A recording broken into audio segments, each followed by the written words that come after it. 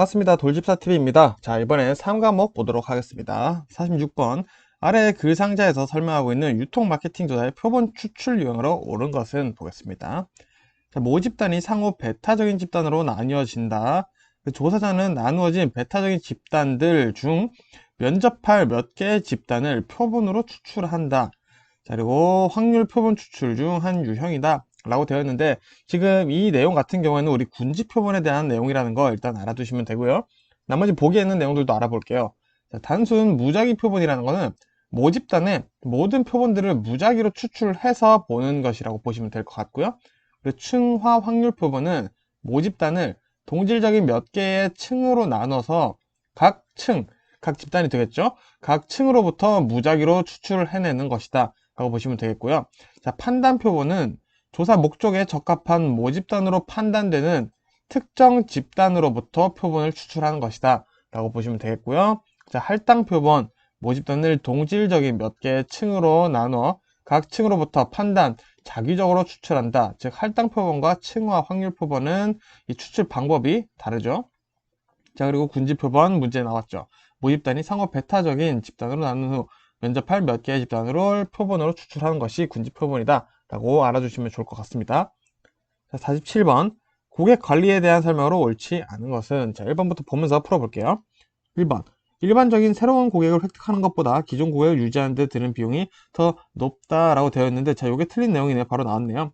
자, 요즘 우리가 이제 CRM이라는 게 등장하죠. 고객 관계 관리죠. 이게 등장한 이유가 새로운 고객, 신규 고객을 획득하기 위한 마케팅보다 기존 고객을 더 관리를 잘하고 관계를 더 좋게 만드는 것이 더 좋다라는 평가가 나왔기 때문에 CRM이 등장했죠. 그래서 우리 CRM에 대한 내용을 알고 있으면 사실 금방 풀 수 있는 문제라고 볼 수 있겠네요.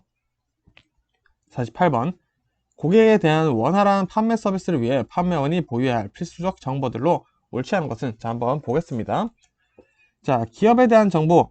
그렇겠죠. 우리 고객이 기업에 대한 정보를 원하면 줄 수 있어야 되겠고요. 제품에 대한 정보 당연하고요. 판매 조직 구조에 대한 정보. 자, 이거를 고객이 물어본다 그러면은 거의 뭐 스파이라고 볼 수 있겠죠. 이거는 판매자가, 판매원이 보유해야 할 정보라고는 볼 수 없겠죠. 그리고 나머지 4번, 5번 당연히 판매원이 보유해야 할 정보겠죠.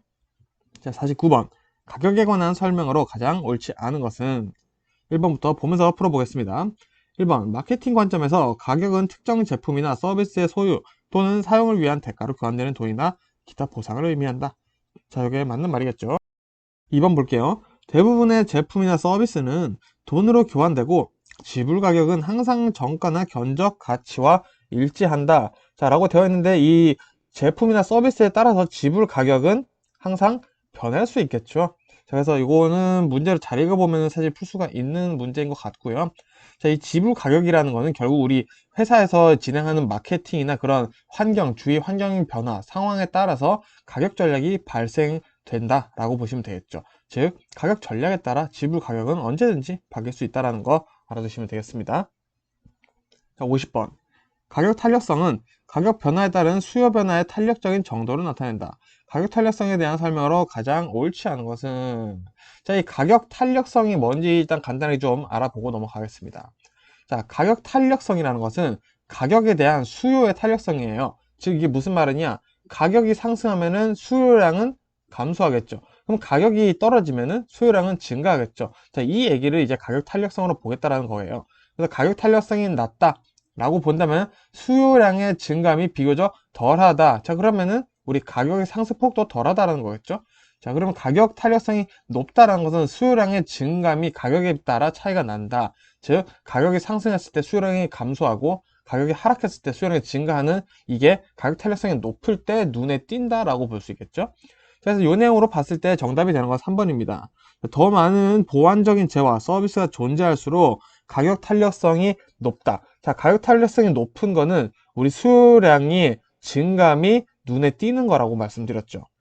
자, 근데 지금 이 재화나 서비스에 대체를 해줄 수 있는 보완적인 재화나 서비스가 존재한다라고 하면은 이 수요량의 증감이 비교적 덜할 수밖에 없겠죠. 눈에 띄지 않을 수밖에 없습니다. 그래서 이 3번의 말이 맞으려면은 가격 탄력성이 낮아져야 된다라는 개념 잡아두시면 좋겠고요. 이 가격 탄력성에 대한 개념 여기 보시면서 잘 잡아두시면 좋을 것 같습니다. 51번 보겠습니다. 상품 관리의 기본적 개념에 대한 설명을 옳지 않은 것은, 자, 이런 두리뭉실한 문제는 읽으면서 풀면 되겠죠. 1번, 거의 모든 상품들은 유형적인 요소와 무형적인 요소를 함께 가지고 있으며 흔히 유형적인 상품을 제품이라 부르고 무형적인 상품을 서비스라고 한다. 이거 보니까 맞는 말 같죠, 그죠? 자, 2번, 대부분의 상품들은 단 한 가지의 편익만 제공하는 것이 아니라 여러 가지 편익을 동시에 제공할 수 있기 때문에 상품을 편익의 묶음이라고 볼 수 있다. 자, 요 내용 맞는 내용이니까 지금 봐주시면 되고요. 3번, 고객 개개인이 느끼는 편익의 크기는 유형적 상품에 집중되어 객관적으로 결정된다. 자, 일단은 고객 개개인이 느끼는 이 편익이라는 것은 객관적이 아니라 일단 주관적으로 결정되는 게 맞겠죠. 자, 그리고 이 편익 자체는 우리 유형적 뿐만 아니라 무형적인 요소에서도 충분히 느낄 수가 있겠죠. 그래서 3번이 복합적으로 어쨌든 다 틀린 내용을 얘기를 하고 있다 라고 봐주시면 될 것 같습니다. 52번, 소매업체의 상품 구색에 관한 설명으로 가장 옳지 않은 것은, 자, 읽으면서 풀면 되겠네요. 자, 1번, 다양성은 상품 구색의 넓이를 의미한다. 자, 요 내용 우리 기출되는데 적이 있습니다. 요거 맞는 말이에요. 상품 구색의 넓이는 다양성을 얘기를 한다. 봐주시면 되고요. 2번, 다양성은 취급하는 상품 카테고리의 숫자가 많을수록 커진다. 자, 상품 카테고리가 넓어진다는 것도 당연히 상품 구색에 넓어진다 라고 보시면 되겠죠. 자, 그리고 전문성은 상품 구색의 깊이를 의미한다. 이것도 맞는 말이에요. 전문성은 상품 구색의 깊이를 얘기를 한다. 요거 알아두시고요. 전문성은 각 상품, 카테고리에 포함된 품목의 숫자가 많을수록 커진다. 자, 이것도 맞는 말이겠죠? 자, 그리고 5번 볼게요. 상품 가용성은 다양성의 반비례하고 전문성에 비례한다. 자, 요게 틀린 내용이 되겠습니다. 자, 왜 틀렸냐? 이 상품 가용성이라는 것은 수요량만큼 재고를 확보하는 것을 얘기를 해요. 그렇다라는 것은 결국 다양할수록 재고량도 같이 늘어야 되겠죠. 즉, 전문성 있는 상품이라고 한다면은 다양하지 않아도 되겠죠. 그러니까 줄어야 하는 속성을 가지고 있겠죠. 즉, 다양성에 비례해야 되고요. 그리고 전문성에 반비례해야 되는 게 맞다라고 보시면 좋을 것 같습니다. 자, 53번. 아래 글상자의 서비스 마케팅 사례의 원인이 되는 서비스 특징이 가장 맞는 것은, 옳은 것은 보겠습니다. 호텔이나 리조트는 비수기 동안 고객을 유인하고자 저가격 상품 및 다양한 부가 서비스를 제공한다. 자, 이거는 뭘까요? 자, 서비스 소매상에 대한 얘기를 하고 있죠. 자, 그러면은 나머지 내용들 좀 볼게요. 서비스 무형성은 뭐냐? 서비스는 눈에 보이는 게 아니라는 거고요. 서비스의 이제 이질성이라는 거는 누구에게나 같은 서비스가 제공되는 것이 아닐 수 있다라는 거죠. 우리 충성도가 높은 고객이라면 더 많은 서비스를 제공해 줘야 되는 게 뭐 사실 그게 맞겠죠. 자, 그리고 서비스에 소유할 수 없다. 서비스는 소유할 수 없다. 말이 고이네요. 자, 서비스는 소유할 수 있는 것이 아니다. 소멸성이고요. 그리고 실행과 즉시 사라져버리는 비분리성이라는 특징을 가지고 있다는 거 알아주시면 되겠습니다. 자, 54번. 아래 그 상자에서 설명하고 있는 소매상의 변천 과정과 경쟁을 설명하는 가설이나 이론으로 옳은 것은, 자, 보겠습니다. 기존 업태에 비해 경쟁 우위를 갖는 새로운 업태가 시장에 진입하면 치열한 경쟁 과정에서 이들은 각자 경쟁 우위 요인을 상호 수용하게 된다. 이에 따라 결국 서로의 특성이 화합된 새로운 소매 업태가 생성된다. 자, 내용 지금 보니까 이런 거죠. 자, 기존 사업을 하고 있는 동네가 있는데 거기에 새로운 점포가 생긴 거예요. 그래서 그 점포가 시장에 진입하니까 이제 경쟁을 하게 된 거죠. 기존에 있던 점포들과 신규 점포가 경쟁을 하다 보니까 서로 내가 더 잘하는 건 이거구나, 내가 쟤네를 이길 수 있는 건 이거구나, 이런 생각을 하다 보니까 서로 정도 이제 다시 친해지는 과정이 된다는 거죠. 그래서 서로 하는 역할이 정해지기도 한다라고 볼 수 있겠죠. 이거를 우리 정반합의 과정, 변증법적 이론이다 라고 보시면 되겠죠. 그래서 정답은 5번이고요. 우리 소매 수명주기 이론 간단히 알아보면은 도입기, 성장기, 성숙기, 쇠퇴기 4단계를 가지고 있다 보시면 되고요. 소매 수레바퀴 이론, 사회 경제적인 환경 변화에 따라서 소매상에 대한 진화를 얘기를 하는 거예요. 그래서 초기에는 저가격 저마진 방식, 진입 후부터는 고가격 고마진으로 올라간다 라는 거 소매 수레바퀴의 특징이고요.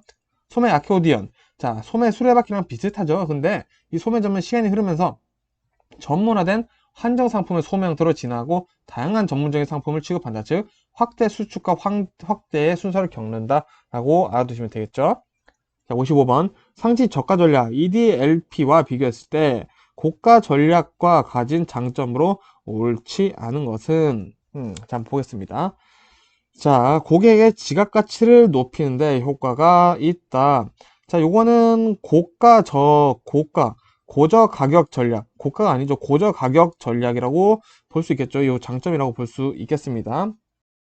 우리 하이로우 프라이싱이라는 것 자체가 좋은 물건, 이 하이의 좋은 물건은 낮은 가격으로 팔겠다는 거죠. 그래서 일시적으로만 하는 건데, 이거는 왜냐? 고객의 인상과 시장 점유율을 높이기 위해서 하는 거죠. 그래서 고객의 지갑 가치를 높이는 효과가 당연히 있겠고요.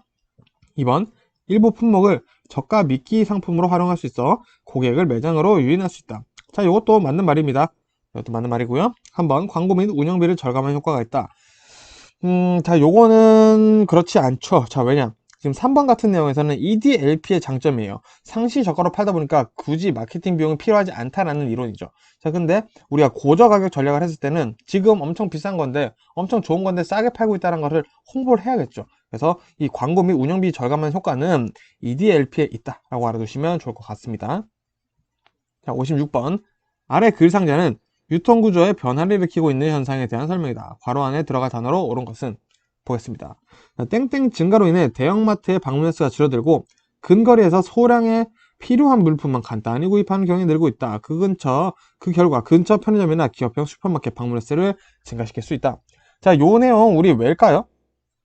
2번이죠. 자, 우리 1인 가구가 늘다 보니까 대형마트에 가서 물건을 굳이 많이 살 필요가 없는 거죠. 그래서 다빈도 소량 구매가 유행이 된다. 다빈도 소량 구매가 유행이 되고 있다. 그것은 1인 가구가 증가하기 때문이다. 라고 알아두시면 되겠네요. 57번 보겠습니다. 소매점의 판매 촉진에 긍정적 효과로 옳지 않은 것은 보겠습니다. 자, 1번 즉시적인 구매를 촉진한다. 자, 판촉은 결국 충동 구매를 위한 단기적인 전략이라고 볼 수 있겠죠. 그리고 흥미와 구경거리를 제공한다. 자, 이것도 맞는 말이고요. 한번 준거 가격을 변화시킬 수 있다. 자, 요게 판촉의 긍정적인 효과라고는 볼 수 없겠죠. 자, 그럼 이 문제를 통해서 우리 준거 가격 자주 나오니까 확실하게 이해하고 넘어가겠습니다. 자, 소비자가 제품을 구매할 때 정하는 기준 금액이에요. 자, 내가 이 두부를 사겠다. 두부. 자, 이 두부를 사는데 적어도 나는 이 제품을 두부를 구매할 때는 찬모에 1,000원 이상인 거 사기는 조금 그렇더라고. 라고 정한 금액, 소비자가 스스로 정한 기준 금액이라서 이건 절대 변하지 않아요. 그래서 요 금액을 우리는 준거 가격이라고 하는 거고요. 실제 구매 가격이 만약에 준거 가격보다 높다. 그러면 당연히 안 사겠죠. 그래서 이 준거 가격 개념을 건드리려고 하다가는 괜히 소비자가 더 비싸다고 느낄 수 있기 때문에 준거 가격의 변화를 시키기 위한 마케팅을 아예 하지 않는 편이라는 거 알아두시면 좋을 것 같습니다. 자, 58번. 유통 마케팅 조사 방법 중 대규모 집단을 대상으로 체계화된 설문을 통해 자료를 수집하는 대표적인 서베이 기법으로 옳은 것은, 자, 요거 지금 일단은 힌트가 나왔죠. 대규모 집단으로 설문조사를 하는 것이다. 자, 그러면은 그래서 우리가 일단은 모른다고 조사를 해봤을 때, 일단 이 내용을 내가 모른다고 했을 때, 자, 한번 지워볼 거 한번 지워볼게요. 참여 관찰 조사. 이거는 내가 참여하는 건 아니다. 그죠? 패널 조사. 패널 조사라는 건 우리 손님이라고 볼 수 있겠죠. 어떻게 우리가 모시는 고객이라고 볼 수 있겠죠. 그래서 요거 같은 경우는 당연히 안 될 거고요. 자, 이제 1번, 2번, 3번 중에 우리가 모르는 내용밖에 없는데, 자, 우리 1번 영어가 다행히도 나왔습니다. Home Usage Test죠. 자, 그러면 집에서 소비자가 사용을 한다는 거죠. 그래서 이 HUT는 조사 대상자가 집에서 제품을 직접 체험하게 만드는 거예요. 집이 아니더라도 제품을 직접 체험하게 해주겠다. 당신의 집에서. 이렇게 얘기를 하는 게 HUT고요. 자, CLT, Central Location Test죠. 자, 그래서 요거는 센터. 이 조사 대상자들을 모아놓고 제품에 대한 반응을 보겠다는 거예요. 센트럴 로케이션에서 우리 테스트를 해보자. 조사 대상자를 한 군데 모아놓고 제품에 대한 반응을 보는 것이 CLT라고 볼 수 있겠습니다. 자, 그럼 패널 조사는 뭐냐? 기업과 계약을 맺은 소비자 집단에게 조사를 하는 거예요. 그리고 참여 관찰 조사는 내가 직접 참여를 조사를 하려는 사람이 관찰하려고 하는 집단에 직접 참여를 해서 같이 관찰을 하는 것이다. 그러면은 정답은 ANU가 되겠는데요. 자, 요 내용 볼게요. 자, Attitude and Usage Research죠. 자, 그리고 이 제품에 대해서 고객들이 어떤 태도를 보이고 어떻게 사용을 하는지 이런 것들을 보여주겠다는 거예요. 그래서 기업들이 마케팅 전략을 수립하기 위해서 소비자의 패턴과 성향을 조사하고 분석해서 문제점을 확인하겠다는 게 ANU다 라고 보시면 되겠습니다. 자, 59번. 광고의 효과를 측정하는 중요한 기준의 하나가 도달이다. 자, 인터넷 광고 도달을 측정하는 기준으로 가장 옳은 것은, 자, 이 광고의 효과를 본다는 것은 결국 광고의 빈도와 도달 범위에 대한 내용이 자주 나오게 됩니다. 그래서 지금 우린 도달 범위에 대한 얘기를 하고 있는 거죠. 그래서 범위에 대한 내용 한번 확실히 이해를 해보도록 하겠습니다. 자, 가장 옳은 것은 정답 먼저 보겠습니다. 정답은 3번. 해당 웹사이트에 접속한 서로 다른 사람들의 숫자다. 자, 얼마나 많은 사람들에게 이 광고가 노출되었냐를 보는 것이 이 범위에 대한 내용이라고 보시면 좋을 것 같습니다. 자, 그리고 이 빈도에 대한 건 뭐냐? 결국 사람들이 해당 웹사이트에 접속한 횟수, 이런 것들이 이제 빈도에 해당한다 라고 봐주시면 좋을 것 같습니다. 60번. 유통 경로상의 판촉 활동이 가지는 특성에 대한 설명으로 가장 옳지 않은 것은? 자, 보겠습니다. 자, 1번부터 볼게요. 판촉 활동은 경쟁 기업에 의해 쉽게 모방되기에 지속적 경쟁 우위를 가져오기는 어렵다. 자, 이거 맞는 말이죠. 그래서 이 판촉 활동은 단기적으로 자주 계속 해줄 수밖에 없다라는 거죠. 2번, 판촉 활동은 단기적으로 소비자에게 편익을 가져다 주지만 기업에게는 시장 유지 비용을 증가시켜 이익을 감소시키기도 한다. 그렇죠. 이 판촉 활동이 단기적이다 보니까 사실 기업의 입장에서는 이 비용이 부담될 수밖에 없어요. 그 얘기를 지금 하고 있는 거고요. 3번, 판촉 활동은 장기적으로 기업의 이미지를 개선하는 데 큰 도움이 된다. 자, 판촉 활동은 계속 단기적인 거다라고 계속 말씀드리고, 심지어는 2번에서도 판촉 활동은 단기적이다 라고 얘기를 하고 있는데 3번 내용이 당연히 틀려야 될 수밖에 없겠죠.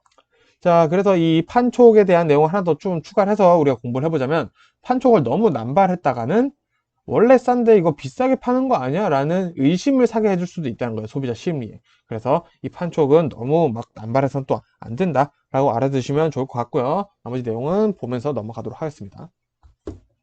자, 61번. 아래 글 상자에서 설명하는 머천다이징 유행으로 옳은 것은? 자, 한번 보겠습니다. 소매상 자신의 책임하에 상품을 매입하고 이에 대한 판매까지 완결 짓는 것을 머천다이징이다. 짓는 머천다이징이다. 자, 두 번째, 판매 후 남은 상품을 제조업체에게 반품하지 않는다는 전제로 상품 전체를 사들인다. 오, 대단하죠? 자, 제조업체와 특정한 조건 하에 매입이 이루어질 수 있기 때문에 제조업체로부터 가격적인 프리미엄 가격 할인이죠. 가격 할인도 제공받을 수 있다라는 특징을 가진 머천다이징이 뭔지 보겠습니다. 정답은 그래서 4번 되겠죠. 자, 이 리스크 머천다이징에 대해서 여러분들이 외우실 때 가장 외우기 쉬운 거는 뭐냐면은 노리턴 조건이 붙는다는 거예요. 두 번째 내용 보시면은, 자, 판매 후 남은 상품을 제조업체에 반품하지 않는다는 전제, 그리고 소매상 자신의 책임 하에 상품을 매입하겠다. 그렇다는 것은 다 못 팔면 결국 뭐가 되죠? 리스크가 되죠. 그래서 리스크 머천다이징은 내가 어느 정도 리스크를 안고 확실하게 다 팔아내겠다라는 자신감이 있어야지 할 수 있는 것이다 라고 이해를 해주시면 좋을 것 같고요. 우리 또 추가로 진짜 자주 나오는 내용이죠. 크로스 머천다이징 내용 보겠습니다. 자, 소비자가 한 제품을 구매하러 왔다가 연관된 다른 제품에 관심을 가지게 하는 머천다이징이다 보시면 되겠죠. 그래서 넥타이 사러 왔다가 셔츠까지 사버렸다. 요거를 잘한 게 크로스 머천다이징이다 라고 보시면 되겠고요. 인스토어 머천다이징이 또 있어요. 자, 한정된 매장에서 생산성이 가장 높은 매장을 만들기 위해서는 상품 진열, 판촉 등 가장 좋은 성과를 내고자 하는 방법이다 라고 알아두시면 좋을 것 같고요. 자, 스크램블드 머천다이징. 자, 소매점에서 취급하는 상품 이외의 계열들을 효율적으로 구성해서 판매를 하는 것이다. 그래서 우리 올리브영이나 이런 데 가면은 화장품 가게잖아요. 근데 우리 과자들 막 팔고 있죠. 수입 과자들. 자, 이런 게 이제 스크램블드 머천다이징이다 라고 이해를 해주시면 좋을 것 같습니다. 62번. 고객 관계 관리 프로그램에서 사용하는 고객 유지 방법에 대한 설명으로 가장 옳지 않은 것은?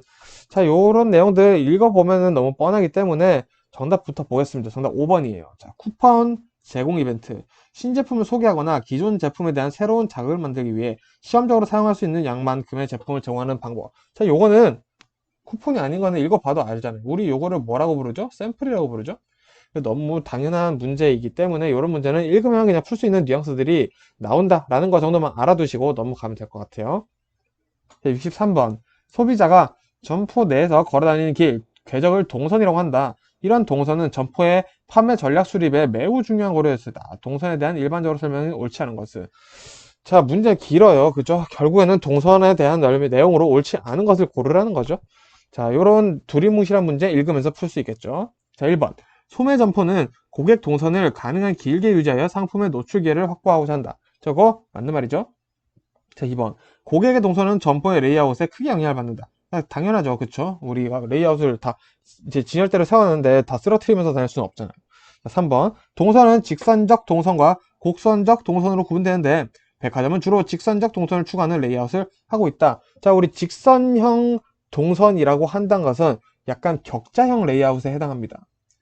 자, 격자형 레이아웃은 우리가 되게 물건을 찾기가 쉬워져요. 근데 요런 백화점 같은 데서는 물건을 찾기 어렵게 해야 되죠. 그리고 공간이 더 넓어 보이고 이렇게 하는 거예요. 그래서 요런 백화점 같은 경우에서는 우리가 곡선형 동선을 많이 사용을 한다라고 보시면 되겠고요. 대형 할인점에서는 직선형 동선을 사용한다라고 보시면 되겠습니다. 그래서 요거 같은 경우는 우리가 경험을 살려서 대입하면은 조금 아 맞다 약간 직선이었던 것 같은데 백화점은 곡선이 더 많네 이런 기억을 살려주시면 더 좋을 것 같습니다. 자, 그리고 추가로 고객 동선을 길게 하고 판매 동선은 짧아야 좋다라는 거 이해하고 넘어가도록 하겠습니다.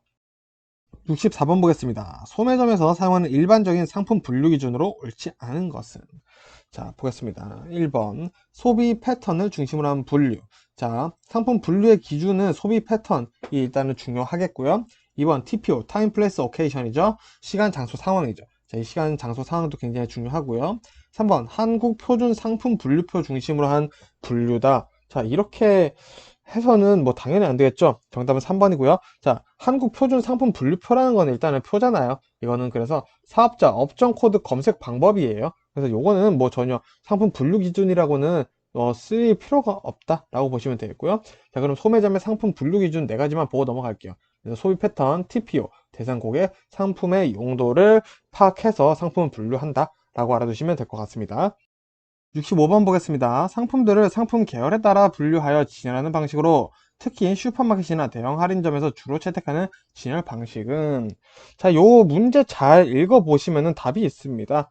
자, 상품들을 상품 계열에 따라 분류하여 진열하는 거라고 얘기를 해줬네요. 그래서 이거는 간단하게 보시면 분류 진열이라고 보시면 좋을 것 같고요. 자, 우리 라이프 스타일 진열은 뭐죠?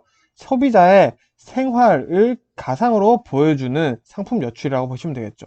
오타있네요. 생활. 그래서 캠핑용품이나 뭐 운동용품들 이런 것들이 라이프 스타일별 진열이라고 보시면 되겠고요. 조정현 진열은 연관된 상품들을 세트로 진열이다. 그래서 이거는 세트 진열이다 보시면 되겠고요.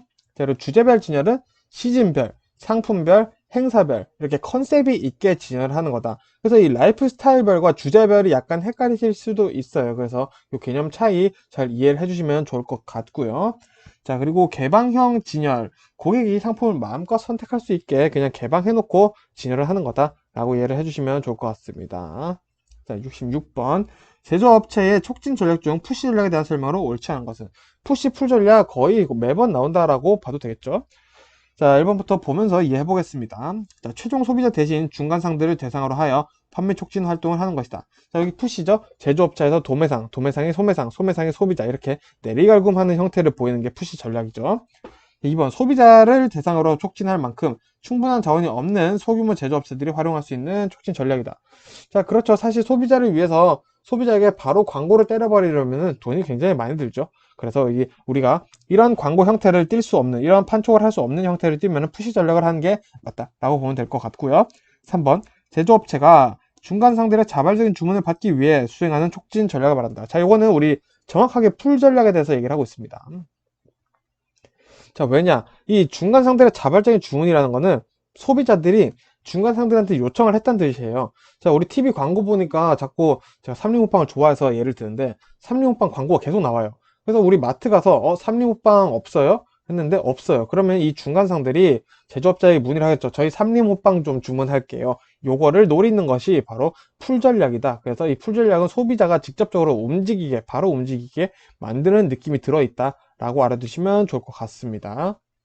그래서 4번도 보겠습니다. 가격 할인, 수량 할인, 협동 광고, 점포 판매 훈련 프로그램 등을 활용한다. 이쪽은 푸시 맞죠? 그래서 푸시 전략에서는 광고 형태가 협동 광고로 나타나는 거 알아주시면 좋을 것 같고요. 5번 판매원의 영향이 큰 전문품의 경우에 효과적이다. 라고 마무리해보면 될 것 같습니다. 자, 67번. 소매점이 사용하는 원가 지향 가격 설정 정책의 장점으로 가장 옳은 것은? 자, 원가 지향 가격 설정 정책은 원가를 기준으로 가격을 결정을 했다라는 거예요.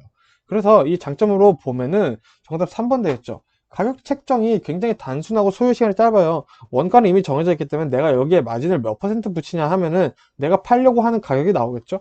그래서 정답이 당연히 3번이 될 거고요. 이 내용을 조금 더 보겠습니다. 1번 같은 경우에는 마케팅 컨셉에 가장 부합하다. 자, 마케팅 컨셉에 한다, 안 한다를 떠나서 마케팅 자체는 이 마케팅 비용을 상품에 추가를 할 수밖에 없습니다. 그러면은 우리가 원가만 봐서 가격 설정하는 게 의미가 없어지겠죠? 그리고 두 번째, 이익을 극대화하는 가격을 설정한다. 자, 이익을 극대화하는 것도 아니죠. 그냥 단순하게 내가 가격 빨리 설정을 하겠다라는 것을 하기 위해서 하는 거니까 그것도 아니고요. 자, 4번, 시장 상황을 확인할 수 있는 근거 자료를 확보한다. 자, 굳이 필요 없어요. 이 원가 지향 가격 설정 정책에는 원가만 알면 됩니다. 그리고 5번, 재고 유지 단위마다 별도의 가격 설정 정책을 마련한다. 자, 이것도 굳이 필요 없죠. 원가만 알면 되기 때문에 나머지 내용은 다 필요 없다라고 보시면 될 것 같습니다. 자, 68번 볼게요. 공급업체와 소매업체 간에 나타날 수 있는 비윤리적인 상업거래와 관련된 설명으로 옳지 않은 것은. 자, 이런 비윤리적인 문제는 그냥 읽어보면 우리가 상식적으로 풀 수가 있습니다. 2번 보시면은 역청구가 뭔지 모르겠지만 일단 볼게요. 자, 판매가 부진한 상품에 대해 소매업체가 공급업체에게 반대로 매입을 요구하는 것이다. 자, 요 내용이 지금 비윤리적인 것들에 대해서 물어보는 거기 때문에 다 비윤리적으로 보이긴 합니다. 자, 근데 이 역청구라는 게 조금 더 구체적으로 보면 이 내용이 틀렸다라고 볼 수 있어요. 자, 왜냐? 자, 역청구라는 건 소매업체가 제조업체에게, 자, 요거까지 맞죠? 자, 대금을 공제하는 것이에요.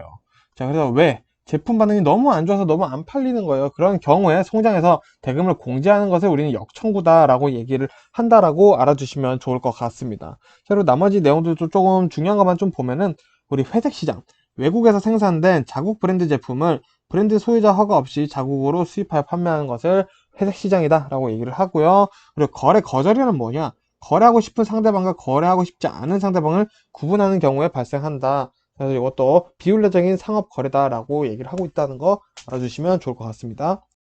69번 보겠습니다. 아래 그 상자에서 설명하는 촉진수단에 해당하는 것으로 옳은 것은 보겠습니다. 자, 뉴스 기사, 스폰서십, 이벤트 등을 활용한다. 두 번째, 다른 촉진수단보다 현실감이 있고 믿을 수 있다는 특징이 있다. 세 번째, 판매 지향적인 커뮤니케이션이 아니기 때문에 판매원을 기피하는 가망 고객에게도 메시지 전달이 가능하다 라고 되어 있습니다. 자, 그러면은 우리 판매 지향적인 커뮤니케이션이 아니라고 합니다. 그럼 판매 촉진은 아닐 거고요. 자, 이런 판매원을 기피하는 가망 고객에게도 메시지 전달이 용이해야 돼요. 그럼 인적 판매도 아니겠죠. 자, 그럼 우리 광고, PR, SNS 마케팅 세 개 중에 하나인데 우리 현실적으로 생각해 볼게요. 우리 SNS에 있는 뉴스들을 100% 믿을 수는 있을까요?